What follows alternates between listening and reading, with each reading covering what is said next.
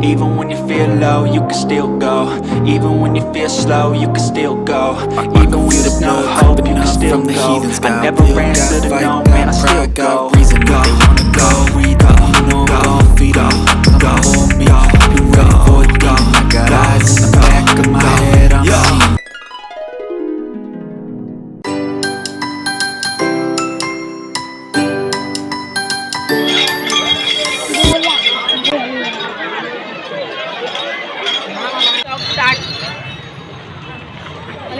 অনেকদিন পর আবার এলাম। দেখ আমার বোন দিল আমার বোনের পাশে।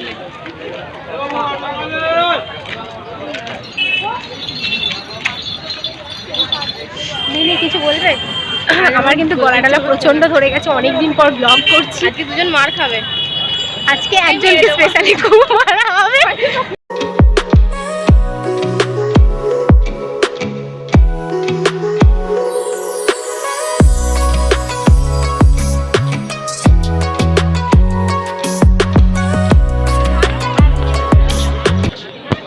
যা বলার আজকে তুই বলবি।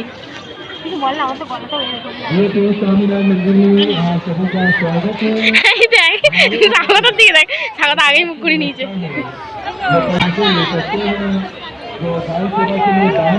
মন্দিরে এসে আমি লিপস্টিক পরে আসলাম, মন্দিরে এসে আমি লিপস্টিক পরে আসলাম। এতই খারাপ টায়ার্ড, আমি এখানে বসে বসে লিপস্টিক করছি। ভাবো, চিন্তা করো তোমরা।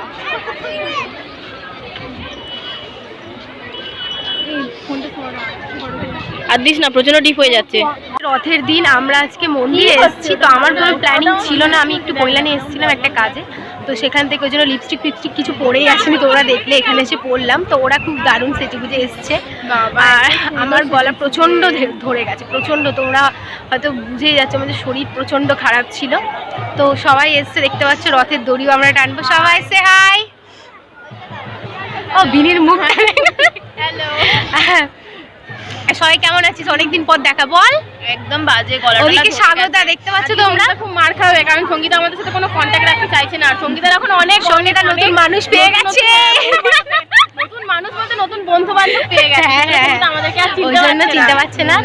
আর খুব খারাপ। তো অনেকদিন পর আবার তিনজনের দেখা হলো, একসঙ্গে হলাম। তো চলো রথের দড়ির মানে রশ্মি যেটা আজকে হয় একটু টানতে হয়, তো চলো টানিয়ে তোমাদের সঙ্গে দেখা হচ্ছে। চলো দেখতে থাকো। আমরা যাই একটা ভিডিও করে।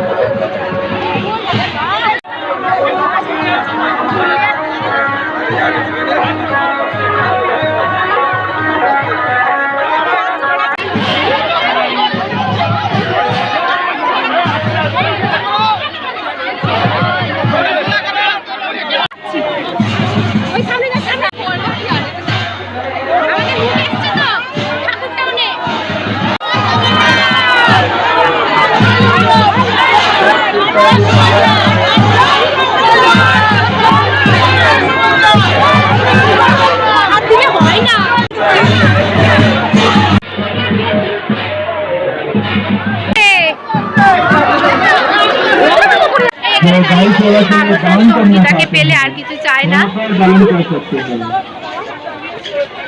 এটা হলো পুরো মন্দিরটা, দেখতে পাচ্ছ। ভিতরে ওঠা হবে মন্দিরে। এখন রথটা পুরো মন্দির প্রদক্ষিণ করেছে, দেখতে পাচ্ছ সন্ধ্যা হয়ে গেছে আর আকাশের ভিউটা দেখতে পাচ্ছ কি দারুণ। মন্দিরটা পুরো আলো জ্বেলে দিয়েছে।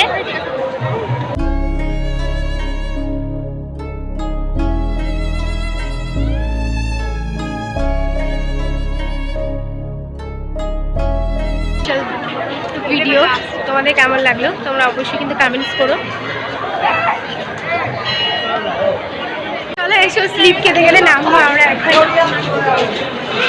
ওরা দুজন যাচ্ছে ওপর দিয়ে আর আমরা যাচ্ছি নিচে দিয়ে, কারণ সঙ্গীতা স্বাগতাকে পেলে আর কিছুই চাইলে। আর এই ফুলটা আমি পাশ থেকে আমাকেও ভুলে গেছে, জয়শ্রীকেও ভুলে গেছে। হ্যাঁ, আর ফুলটা আমি গার্ডেন থেকে চুরি করে তুলেছি। কিন্তু কি রে, ফুল তোলার ব্যাপারটা বল।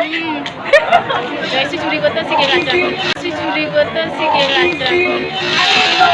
কাকিমা তুমি যদি ভিডিওটা দেখো আর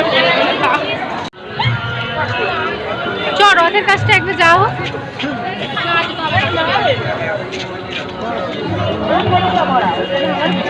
রথে ঘুরে বল কেমন এক্সপিরিয়েন্স হলো, বল কিছু বল। ভালো, আমি ফার্স্ট টাইম রথে বার হলাম বান্ধবীদের সাথে। অনেকদিন পরে এমনিতেও দেখা হয়নি, আজকে অনেকদিন পরে দেখাও হলো, রথে ঘোরাও হলো, খুব এনজয় করেছি।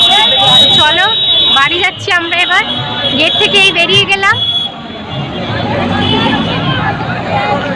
আর ওরা আগে গেছে। কেন কেন কেন চল আয়।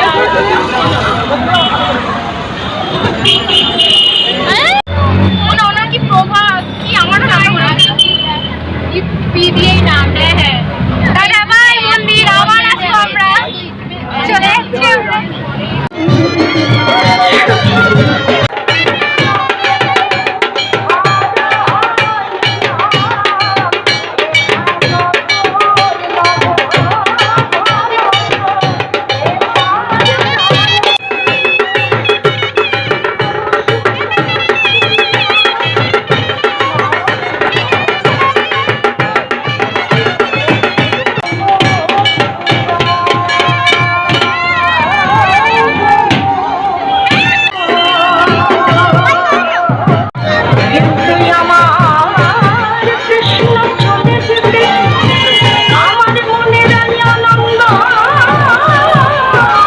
এভরিওয়ান, আজকে আবার অনেক দিন পর সবাই মিলে একসাথে হয়েছে। আর সবার কপালে দেখতে পাচ্ছ ব্রাহ্মণ মশাই একটা করে ফোঁটা দিয়ে দিয়েছে।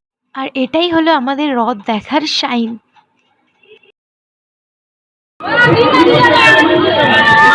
নিয়েও ভাবছি